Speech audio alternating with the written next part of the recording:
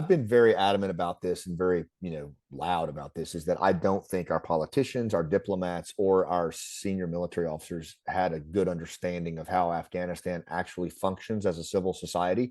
Yeah. For example, that, in Afghanistan, once you get beyond the one paved road that rings that country, the formal government really ends. And it's very much a bottom up society. I talk Yeah. about this in my book. I call it Yeah. status society, Yep. but it's very much hunter gatherer nomad kind of tribal mentality, and everything is about the group. Everything is Mhm. about the group, not the individual, like we know in our democracy. Right. So there's a real conflict and contrast in those two worlds. It's like two different planets. It is.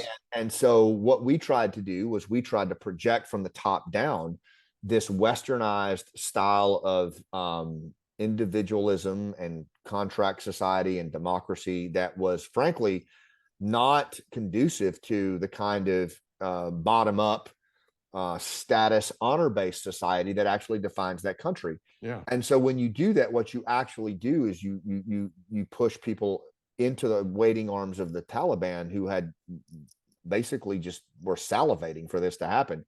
And our leaders were just asleep at the switch. They weren't aware of it. And to be candid, I wasn't either. I mean, in the first 10 years of my life in that war, I was blinded by vengeance and retribution. And it wasn't until 2009, Mike, on the way home from another deployment where we had killed thousands of Taliban, but there were more Taliban in the rural areas than when we had started in '02.